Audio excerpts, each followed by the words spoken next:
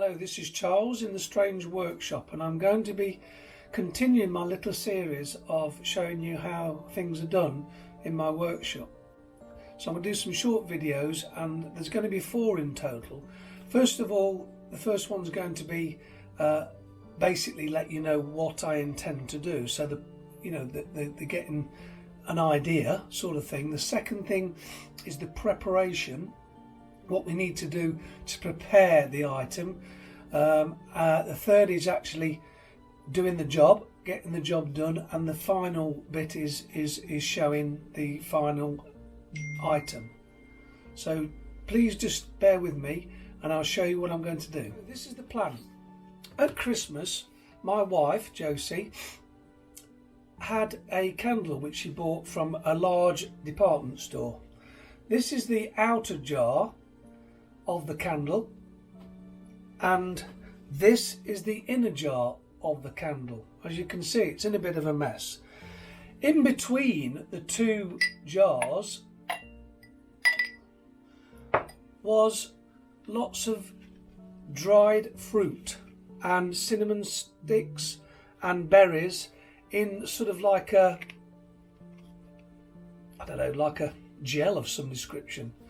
So the idea is that the candle would burn, it would warm up this glass, that would be inside the gel with all the lovely smelling items like cinnamon, berries and other bits and bobs, and it would heat that glass up and it would make it smell beautiful, like a winter Christmassy smell. So obviously the candle is now gone, so I said to Josie, look, I really like that glass, I'm going to do something with it. So that's what this video is about, and I'm going to show you what I want to do with it and explain that to you and go through all the motions of how I go from this to hopefully whatever it is we want to do. So I'll let you in the secret next video so we can have a look at it and see how it goes. This is number 3 video, and this is the planning stage. So what I've got to think of first of all is, okay, I've got to wash the glass, I've got to get this label off, I've got to get the label off at the bottom as well. But what I have got to do is I've got to decide what I want on it, and secondly the size of it. Now, because this is my wife's candle, she wants on it, on one side a stag's head, and on the other side her favourite flower, which is a thistle. She just likes the architecture of it and the shape. So I'm going to do a stag's head on one side and a thistle on the other. Now, bearing in mind this is for her, I've got to make a good job of it. It's nice thick glass, so it's not going to break or anything like that, hopefully, unless it's got a flaw in it.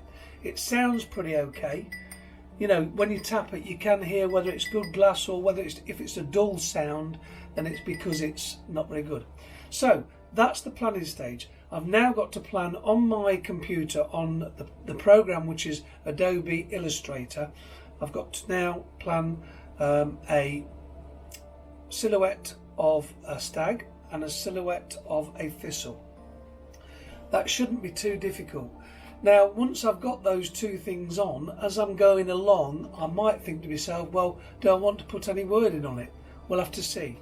So the plan is that.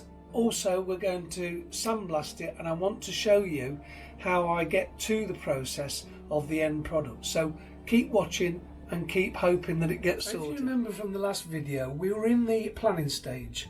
We're now actually going to go into the actual doing stage and starting to prepare for the actual job itself. So as you can see, I have cleaned the glass.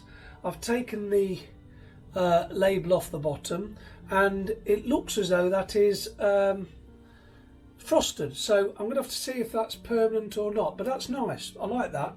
So we're going to keep that like it is. There's the other one that I've cleaned up anyway, which will make a great opportunity to engrave as well at some point. So that's where we are. I've planned this now, and we're now going into the stages of actual getting it all ready. So before I go, I just want to show you what I've done here. I've placed these images onto some overhead projector sheeting, vinyl sheeting, and Josie particularly likes this one here, so I'm going to put that image on there. This image here is the same as that one, but can you see one is positive and one is negative? And the reason that is, where the black is, that is where it's going to be sandblasted, and the white will be see-through, so that will be just plain glass. So it'll all come apparent later, so I'll say goodbye for now, and then we'll go to the next video for actually going to the next step. So if you remember from the last video, I was showing you this and what it was all about. So now we're going to the next stage. I've got to make what's called a film to allow the actual grains of sand, or grit as it is, to be blasted through it. I've now got to prepare a mask. Now, to prepare that mask, what I need to do is use a photoresist film. This will all come apparent in a moment. It's the one I use is SR3000. It comes in here. It's in a black container for the very purpose of the fact that it's light sensitive. So I'm going to just put that to one side for a moment, and I've got some of this film here.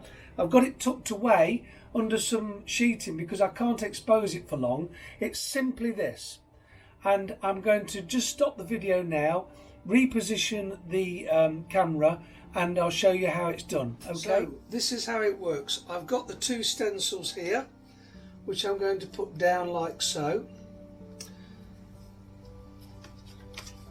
And basically I'm just going to get the photoresist, and what we do is we put this face down over the actual stencil.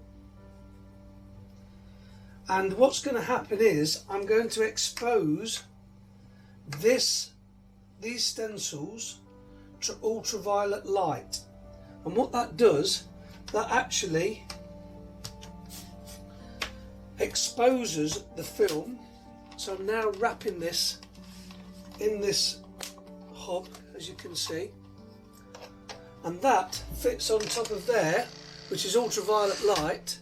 And we do it for 20 seconds, and basically that exposes it. We then have to wash that out. So again, I'll show you in a moment when that's all sorted. So I'm going to ask Alexa to time me down on this. So Alexa, please set a timer for 20 seconds starting from now. 20 seconds starting now.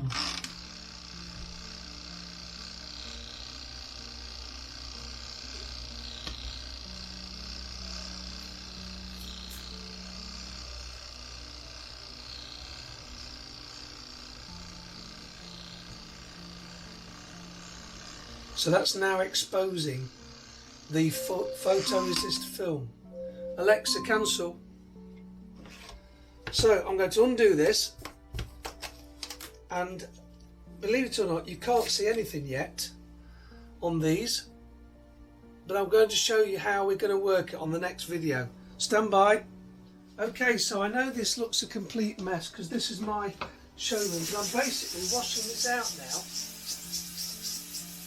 You can probably see the two items here, look. It's not going too well at the moment, but there we are.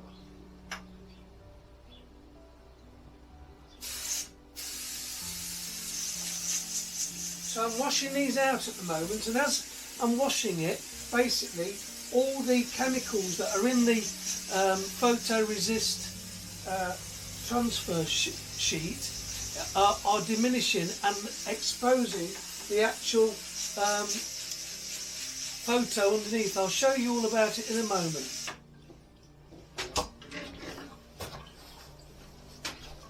So I hope you can see this, but I'm actually washing it out, and you can just see the image appearing on the actual sheet. It's a bit difficult to do with one hand with the camera and the other with the hose pipe, but basically what happens is as I'm washing this water, it's washing away the chemicals on the actual photoresist sheet, and that will expose that. I'll show you all about it later. So where we are now is I've exposed the two transfers onto the photosensitive film. Now this film is 4mm thick, so where it is dark the sandblaster will not get sand or grain to it, but it will blow out this transparent stuff, so you can actually see through it just, and that's basically come from that which we exposed under ultraviolet light. So this is 4mm thick. I'm going to then now transfer this onto the glass, and I'll show you a bit more about it where we go from there. Okay. Before you attach the photoresist film to your glass, you have to make sure after washing it out that it's completely and utterly dry, because the back of it has got like a tacky sort of adhesive element to it, so it has to be absolutely dry, and then you just tap a bit of water on it and it becomes sticky again to make sure you put it on the glass. I've also made sure that the glass has been wiped with alcohol to make sure that there's no finger marks or any grease from my fingers, because that will not enhance the adhesion to the glass. And obviously it's very important, if we're going to sandblast it, that the actual film is adhesive to the glass so it doesn't move when I sandblast it. So, you know, there's lots of procedures you have to go through, but if you don't go through it slowly and surely, one procedure that's not done properly can ruin the whole thing. What we're going to do now, we're going to actually sandblast the glass. Now I can't really show you this because, in fairness, it's a fairly delicate operation, and you know, if you don't have the concentration, I'm not at the stage that I am so proficient at it that I can't do two things at once really. So I have actually put the stencils onto the glass, as you can see. So the blue areas are the areas that are going to stay clear, and everything else is going to be frosted. So fingers crossed it's going to work out all right. So as I am a manager in my main job that I do, I am very conscious of health and safety.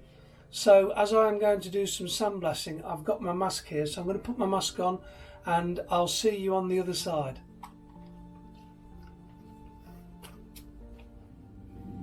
I've just sandblasted the glass and this is basically it.